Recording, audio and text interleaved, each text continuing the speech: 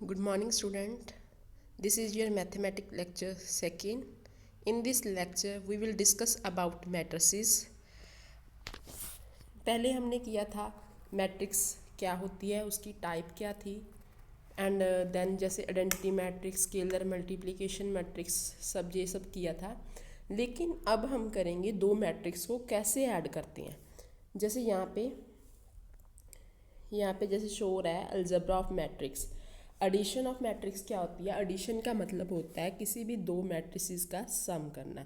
तो एडिशन क्या हुआ? जैसे if A and B are two conformable matrices then their sum A plus B is a matrices. Matrix मतलब क्या है? ए तो बी कोई भी दो मैट्रिक्स दी हुई हैं और ए प्लस बी भी एक, मतलब ए मैट्रिक्स और बी मैट्रिक्स की एडिशन भी एक मैट्रिक्स बनेगी।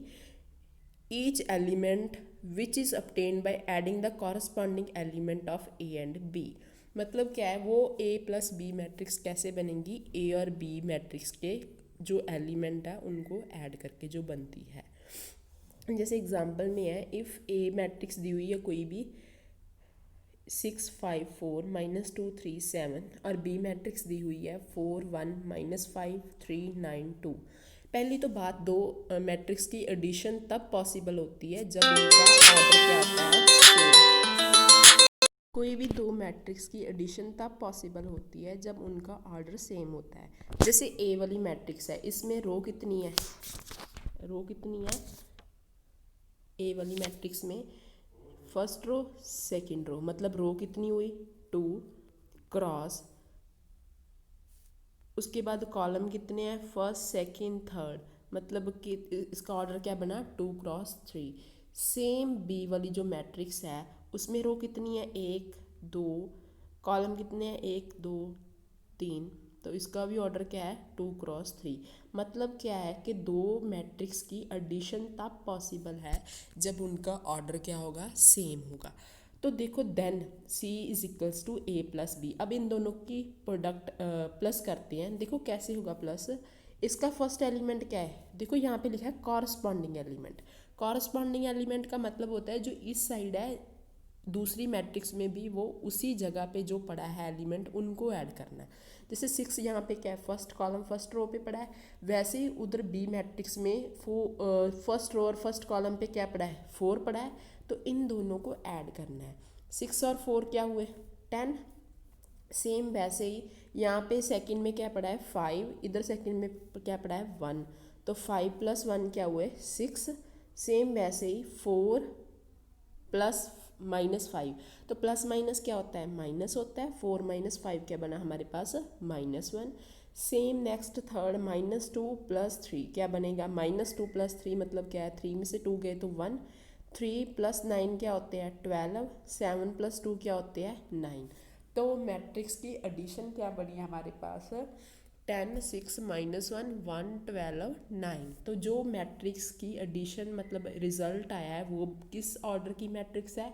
इसमें भी 2 रो है, 3 कॉलम है, तो ये इसका ऑर्डर भी क्या हुआ? 2 क्रॉस 3।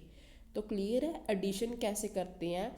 जो फर्स्ट मैट्रिक्स में जो एलिमेंट पड़ा है उसको उधर वाली फर्स्ट एलिमेंट के साथ ऐड करना है। जो यहाँ पे पड़ा है उसको इस एलिमेंट के साथ ऐड करना है। जो थर्ड में यहाँ पे पड़ा है उसको इसके साथ ऐड करना है। जो जहाँ पे है जो उसको इसके साथ ऐड करना है। जो यहाँ पे है उसको इसके साथ ऐड करना है।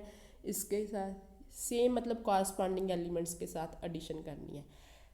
नेक्स्ट है properties of matrices, matrix addition. Properties का मतलब क्या आता है? जो मैट्रिक एडिशन होती है वो कम्युलेटिव होती है। कम्युटेटिव का मतलब क्या होता है? मतलब ए और बी कोई भी मैट्रिक्स है, मतलब चाहे आप ए प्लस बी करो, मतलब ए वाली मैट्रिक्स फर्स्ट पे लिखो, बी बाद में लिखो, फिर उनको ऐड करो, चाहे आप बी पहले लिख दो ए बाद में लिख दो, दोनों का आंसर क्या आएगा? सेम आएगा। तो कम्यूटेटिव प्रॉपर्टी क्या होती है? ए प्लस बी किसके इक्वल होता है? बी प्लस ए के। ठीक है। उसके बाद होता है matrix addition is associative. Associative का भी मतलब सेम यही होता है। जैसे देखो ए और बी, इसमें 3 मैट्रिक्स की ज़रूरत होगी। ए बी सी कोई 3 मैट्रिसेस है, देन ए प्लस बी चाहे आप ए प्लस बी ब्रैकेट सॉल्व करते हैं पहले, आप ए प्लस बी उसके बाद सी ऐड कर दो, चाहे आप बी प्लस सी को पहले ऐड कर दो उसके बाद कोई ए मैट्रिक्स उसमें ऐड करो, उनका आंसर क्या आएगा, सेम आएगा। ठीक है, तो एडिशन एसोसिएटिव प्रॉपर्टी होगी। उसके बाद होता है existence of identity. Existence of identity में क्या होता है, ए कोई भी एम क्रॉस एन की मैट्रिक्स होगी and O is M cross N null matrix है। देन ओ मतलब नल मैट्रिक्स क्या होती थी, जिसमें जो एम्प्टी, नल मैट्रिक्स को बोल सकते थे एम्प्टी, मतलब जिसके ऑल एलिमेंट्स क्या होंगे, ज़ीरो ज़ीरो होंगे। तो ए कोई भी मैट्रिक्स होगी, अगर उसके साथ कुछ भी एम्प्टी मैट्रिक्स ऐड करते हैं तो दोबारा फिर से ए मैट्रिक्स बने, उसे क्या बोलते हैं, आइडेंटिटी। तो यहाँ पे आइडेंटिटी क्या बनी, ज़ीरो। मतलब कोई भी ऐसी मैट्रिक्स जिसके साथ, जिसको किसी भी मैट्रिक्स के साथ ऐड करें वही ओरिजिनल वाली मैट्रिक्स बन जाए, उसे क्या बोलते हैं, आइडेंटिटी मैट्रिक्स। नेक्स्ट है हमारे पास existence of inverse. Existence of inverse का मतलब क्या होता है, ए कोई भी मैट्रिक्स है, मतलब उसके कॉरस्पॉन्डिंग कोई भी मैट्रिक्स एग्जिस्ट करे जिसको उसके अंदर ऐड करने से, जो ओरिजिनल मैट्रिक्स को किसी भी मैट्रिक्स में ऐड करने से कोई आइडेंटिटी एम्प्टी मैट्रिक्स बने। एम्प्टी मैट्रिक्स मीन्स क्या होता है, जैसे कोई ज़ीरो मैट्रिक्स होती है, नल मैट्रिक्स होती है, उसे बोलते हैं एम्प्टी मैट्रिक्स। मतलब किसी भी मैट्रिक्स को किसी मैट्रिक्स में ऐड करने से जो एम्प्टी मैट्रिक्स बनती है उसे क्या बोलते हैं, एग्जिस्टेंस ऑफ इनवर्स। नेक्स्ट होता है कैंसलेशन लॉ। कैंसलेशन लॉ में क्या आता है, नेम से ही क्लियर है, कैंसलेशन का मतलब होता है किसी भी चीज़ को कैंसिल करना। जैसे ए प्लस बी कोई भी मैट्रिक्स है, यहाँ पे ए प्लस सी है, तो ए के साथ ए कैंसिल होके बी किसके इक्वल आ जाएगा, सी के। तो कैंसलेशन लॉ में क्या होता है कि दो सेम मैट्रिक्स को कैंसिल कर सकते हैं जो इक्वल में पड़ी होगी। जहाँ आप ऐसे कह सकते हो ए प्लस का इधर आकर क्या हो जाएगा, माइनस का, तो माइनस के साथ प्लस कैंसिल होकर क्या बन जाएगा, बी इज इक्वल्स टू सी।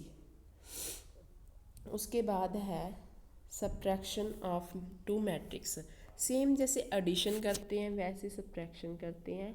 जैसे A and B two comparable matrices, then a minus b is defined by a new matrix whose each element is obtained by subtracting the corresponding element of b from the element of a।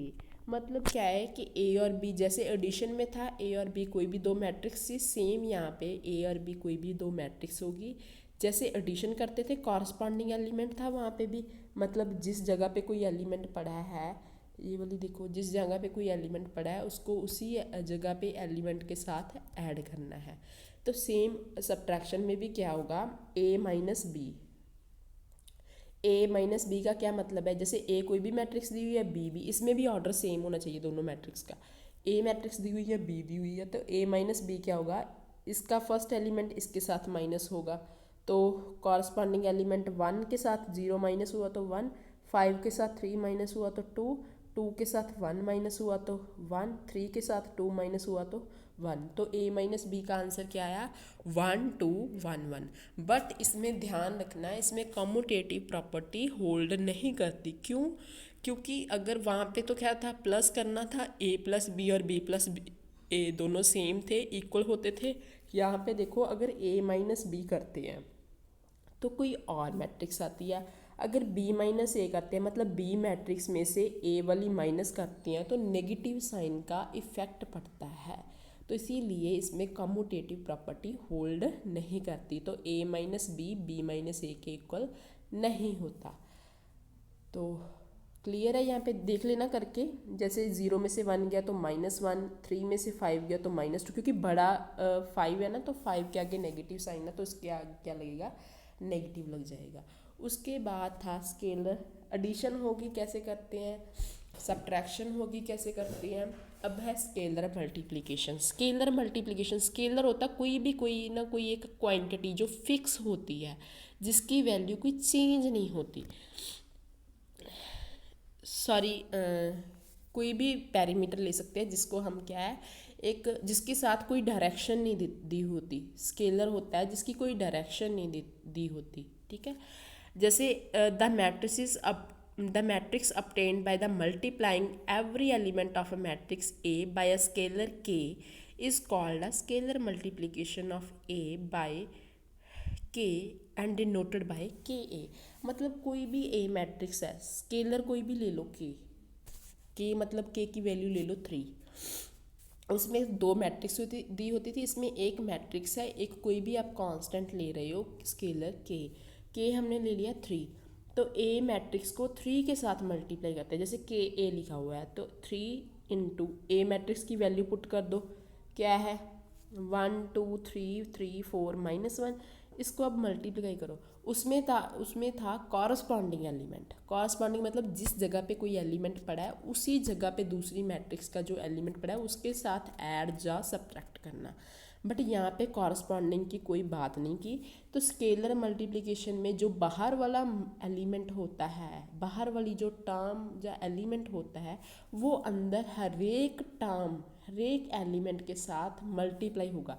जैसे 3 है, जो 3 1 के साथ multiply हुआ तो 3 2 के साथ multiply हुआ तो 6 3 के साथ मल्टीप्लाई हुआ तो 9 3 से मल्टीप्लाई हुआ 9 3 4 से मल्टीप्लाई हुआ तो 12 3 -1 से मल्टीप्लाई हुआ तो -3। मतलब हर एक एलिमेंट के साथ क्या होगा, मल्टीप्लाई होगा।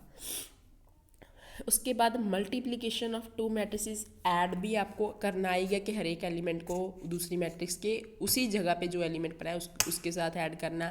सब्ट्रैक्शन में भी यही होता है, हर एक एलिमेंट को उसी मैट्रिक्स के साथ उसी जगह पे जो दूसरी मैट्रिक्स में जो एलिमेंट पड़ा है उसके साथ सब्ट्रैक्ट करना। स्केलर मल्टीप्लिकेशन में होता है कि बाहर वाले एलिमेंट को हर एक एलिमेंट के साथ मल्टीप्लाई करना, अंदर वाले एवरी एलिमेंट के साथ मल्टीप्लाई करना।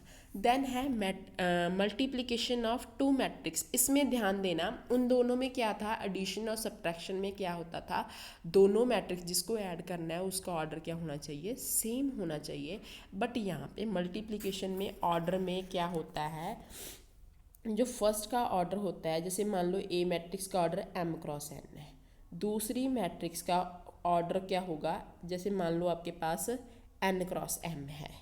मतलब इसकी कंडीशन क्या होती है, इसके नंबर ऑफ रो, पहली का सेकंड यानी कि नंबर ऑफ रो, दूसरी मैट्रिक्स का नंबर ऑफ, पहली का नंबर ऑफ कॉलम, दूसरी मैट्रिक्स का नंबर ऑफ रो इक्वल होने चाहिए, फिर मैट्रिक्स की मल्टीप्लिकेशन पॉसिबल होती है। अदरवाइज आपने लिख देना है कि मल्टीप्लिकेशन इज़ नॉट पॉसिबल अगर ये चीज़ सेम नहीं होती। तो जिसकी मान लो आप ए बी को मल्टीप्लाई करते हो तो ए के नंबर ऑफ कॉलम बी के नंबर ऑफ रो के साथ इक्वल हो, देन आप मल्टीप्लिकेशन कर सकते हो। जैसे यहाँ पे ए का है m क्रॉस n, बी की ऑर्डर क्या है n क्रॉस m, तो इसके क्या है कॉलम क्या है n, इसके रो कितनी है n, मतलब दोनों सेम है, तब इसकी मैट्रिक्स की मल्टीप्लिकेशन पॉसिबल हो सकती है। लेकिन जो मैट्रिक्स ए बी की प्रोडक्ट करके एक मैट्रिक्स आएगी उसका ऑर्डर जो होगा, जो बाकी बचा है, बाकी क्या बचा है m क्रॉस n, तो उसका ऑर्डर क्या होगा m क्रॉस n। तो क्लियर है। जैसे आपके पास डेफिनेशन पढ़ते हैं, if a and b are two matrices then their product A B is only conformable if number of column of in A are equal to the number of rows in B. Same जो मैंने अभी अभी बात बताई है आपको कि first A और बी की मैट्रिक्स की मल्टीप्लिकेशन तब पॉसिबल है जब ए के नंबर ऑफ कॉलम, पहले के कॉलम दूसरे के रो के साथ इक्वल हो, देन उसे क्या उसकी मल्टीप्लिकेशन कर सकते हैं। जैसे ये दोनों है, ए मैट्रिक्स दी हुई है, बी दी हुई है। अब देखो इसका ऑर्डर क्या है, पहले तो हमने ऑर्डर ही चेक करना है। इसका ऑर्डर क्या है, इसमें 2 रो है 2 ही कॉलम है, तो ए मैट्रिक्स का ऑर्डर क्या है 2 क्रॉस 2 लिखा हुआ है। बी मैट्रिक्स में क्या है 2 रो है 3 कॉलम है, तो इसका ऑर्डर क्या है 2 क्रॉस 3। तो देखो इसका ऑर्डर 2 क्रॉस 3 है। इसके नंबर ऑफ कॉलम कितने हैं 2, इसके नंबर ऑफ रो कितने हैं 2, मतलब 2 क्रॉस 2, मतलब 2 और 2 इक्वल है, दैट मीन्स इसकी प्रोडक्ट पॉसिबल है, कर सकते हैं। बट जो इन दोनों की मैट्रिक्स की प्रोडक्ट आकर जो न्यू मैट्रिक्स बनेगी उसका ऑर्डर क्या होगा, इन दोनों को छोड़ दो, उसका ऑर्डर क्या बनेगा, ये वाला फर्स्ट एलिमेंट 2, इसका क्या सेकंड एलिमेंट 3। तो मतलब जो मैट्रिक्स ए बी की ए बी की प्रोडक्ट करने से जो मैट्रिक्स बनती है उसका ऑर्डर क्या बनेगा 2x3। ठीक है, अब देखते हैं प्रोडक्ट कैसे करते हैं। प्रोडक्ट करने का एक तरीका होता है, जैसे ए बी की प्रोडक्ट करनी है आपने, ए मैट्रिक्स लिखी, ये वाली ए मैट्रिक्स है, ये वाली क्या है बी मैट्रिक्स है। तो देखो कैसे करते हैं, इसकी एक फर्स्ट रो फिक्स कर लो, फर्स्ट रो फिक्स कर लो। जैसे मैं ये वाली फिक्स कर दी, उन्होंने यहाँ पे बॉक्स लगाया है 6 9।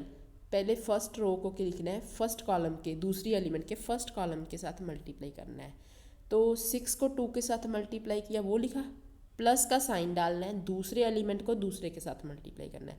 जैसे 6 को पहले फर्स्ट 2 के साथ मल्टीप्लाई किया है, 9 को 7 के साथ मल्टीप्लाई करके लिख दिया।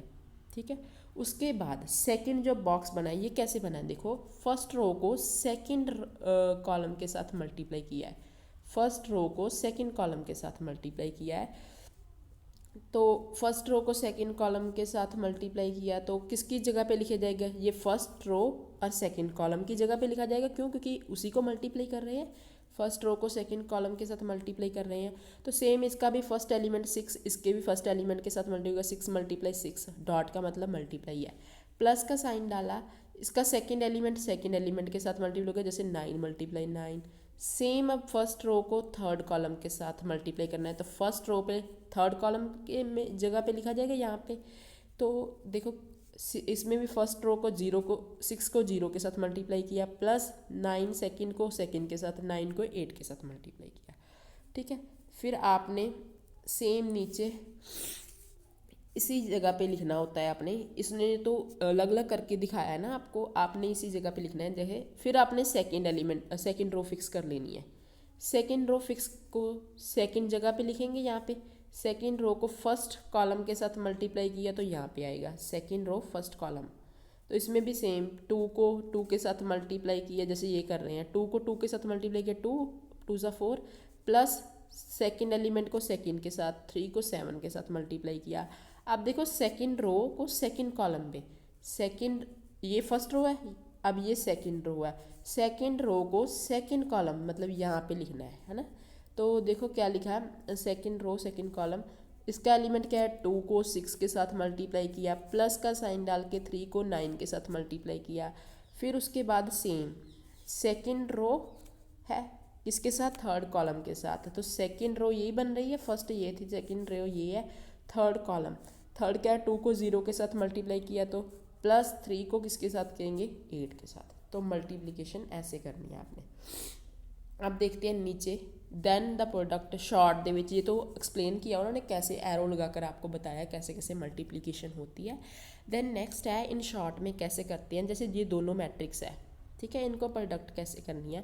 पहले आप एक रो फिक्स कर लो, जैसे 6 9 मैंने की, इसको फर्स्ट कॉलम के साथ यहाँ पे लिखा जाएगा फर्स्ट रो और फर्स्ट कॉलम, है ना। तो कैसे करना है, फर्स्ट एलिमेंट इसका क्या है 6, फर्स्ट रो कॉलम का यहाँ पे क्या है 2, 6 × 2, प्लस का साइन डालना होता है, 9 को किसके साथ करेंगे 7 के साथ। ठीक है, उसके बाद रो फर्स्ट ही चलेगी, यहाँ पे कॉलम क्या हो जाएगा सेकंड। तो 6 को करना है 6 के साथ मल्टीप्लाई, प्लस का साइन डाल के 9 को 9 के साथ मल्टीप्लाई।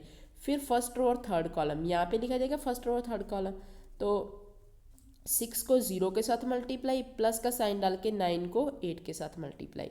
उसके बाद सेकंड रो में आ जाओ, क्योंकि ख़त्म होगी, सेकंड रो को फर्स्ट कॉलम के साथ मल्टीप्लाई, यहाँ पे लिखा जाएगा सेकंड रो के, 2 को 2 के साथ मल्टीप्लाई किया, प्लस का साइन 3 को 7 के साथ मल्टीप्लाई किया।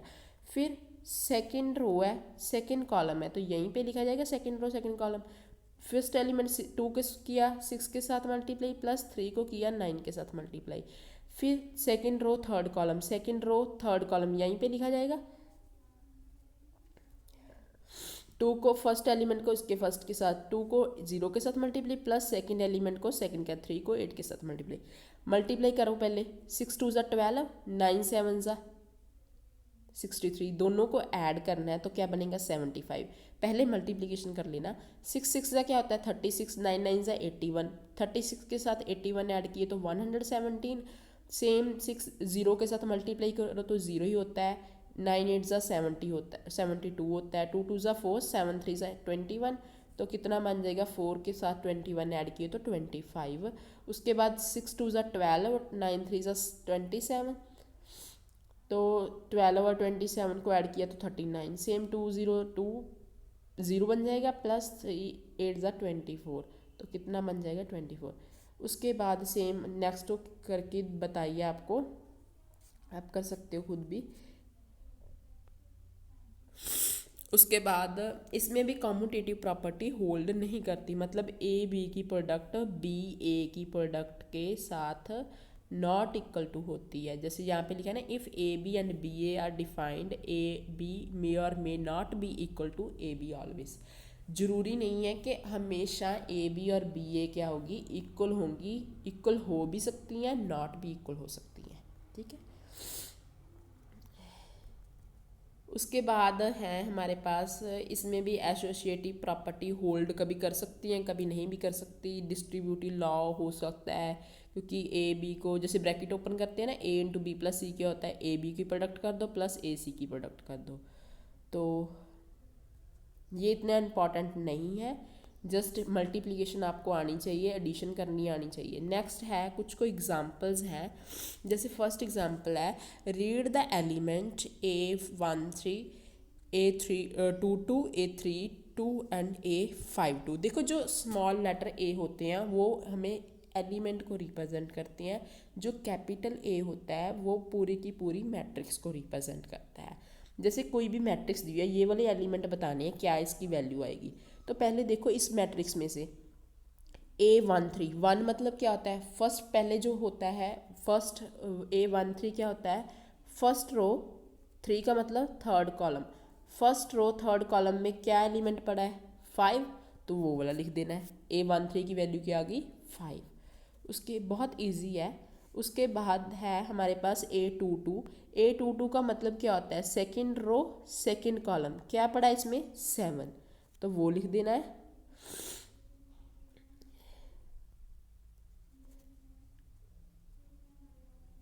तो देन हमारे पास A32 पूछा है, 32 में third row, sorry 3 4, third row fourth column, क्या एलिमेंट पड़ा है, 5, तो उसका आंसर क्या आ जाएगा, 3 4, ये 3 है, रो 3 है, 4 कॉलम तो है ही नहीं है, 1 2 3, फोर्थ कॉलम तो है ही नहीं है, तो उन्होंने सही लिखा है A32 does not exist in first, मतलब फर्स्ट पार्ट में एग्जिस्ट ही नहीं करता। क्यों, क्योंकि फोर्थ कॉलम ही नहीं है, तो वो कैसे कह सकते हैं कि फोर्थ कॉलम, थर्ड रो और फोर्थ कॉलम के जो जगह पे जो एलिमेंट पड़ा है उसके बारे में बताओ। उसके बाद है हमारे पास A52, 52 का मतलब, 52 का मतलब क्या है, 5 मतलब फिफ्थ रो, फिफ्थ रो तो 3 ही है हमारे पास, फिफ्थ रो ही नहीं है, इसमें भी क्या आ जाएगा, डज नॉट एग्जिस्ट। ठीक है, क्लियर है। वैसे ही आपने सेकंड पार्ट में करना है। सेकंड पार्ट में A13 मतलब फर्स्ट रो थर्ड कॉलम पे क्या पड़ा है, 3 पड़ा है। 2 मतलब सेकंड रो सेकंड कॉलम के साथ क्या पड़ा है, 3 पड़ा है। सेम A34 3 4 मतलब थर्ड रो फोर्थ कॉलम क्या पड़ा है, 3 पड़ा है। इसमें भी 5 2 फिफ्थ रो ही नहीं है, रो ही 3 है, तो इसमें भी डज नॉट एग्जिस्ट आ जाएगा। ठीक है, उसके बाद है classify the following matrix. Classify का मतलब क्या है कि मैट्रिक्स का ऑर्डर बताना है आपने, क्या आएगा। तो ऑर्डर देखो, फर्स्ट है मैट्रिक्स, उसका ऑर्डर क्या आएगा, a matrix a row matrix is a type. Row matrix क्यों लिखी है, बिकॉज इसमें क्या है, 1 रो है। मैंने आपको बताई थी डेफिनेशन रो मैट्रिक्स की, टाइप्स में किया था। रो मैट्रिक्स क्या होती है, जिसमें सिर्फ एक रो, कॉलम जितने मर्जी हो सकते हैं, रो एक ही है, कॉलम कितने हैं, 1 2 3, तो क्या इसका ऑर्डर आएगा, 1 × 3। तो सेम सेकंड है, सेकंड में क्या है, कॉलम एक है, इसको क्या बोलेंगे, कॉलम मैट्रिक्स, क्योंकि मैंने बताया था आपको टाइप्स में कि जिसमें कॉलम एक होता है उस वो क्या होती है, कॉलम मैट्रिक्स। तो कॉलम एक है, रो कितनी है, 1 2 3, तो इसका ऑर्डर क्या आएगा, फर्स्ट पे रो लिखते हैं 3 × 1।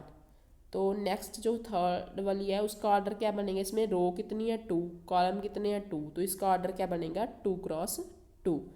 वैसे भी ये कौन सी मैट्रिक्स है, नल मैट्रिक्स है।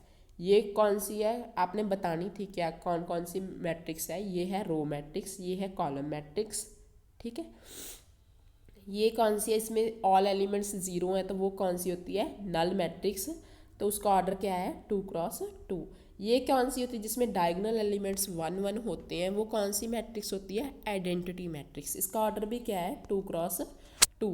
तो नेक्स्ट है जो हमारे पास ये वाली, ये मैंने आपको लास्ट वाली करवाई थी, जो टाइप जब डायगोनल एलिमेंट के नीचे जीरोस बनती हो तो वो कौन सी मैट्रिक्स होती है, ट्रायंगुलर मैट्रिक्स। बट आपको ये पता होना चाहिए कि अपर ट्रायंगुलर है कि लोअर ट्रायंगुलर है। मैंने बताया था इसमें रेसिप्रोकल होता है, अगर नीचे जीरो बनती है तो ये कौन सी होगी, अपर ट्रायंगुलर मैट्रिक्स। तो ये वाली मैट्रिक्स कौन सी है, अपर ट्रायंगुलर मैट्रिक्स है। इसका ऑर्डर क्या है, 3x3। इसमें क्या है, ये इसका ऑर्डर क्या है, 2x, रो 2 है, कॉलम कितने हैं 4, तो इसका ऑर्डर क्या है 2x4। जो लास्ट वाली मैट्रिक्स है उसमें क्या है, 3 रो है 3 कॉलम है, तो इसका ऑर्डर क्या है 3x3।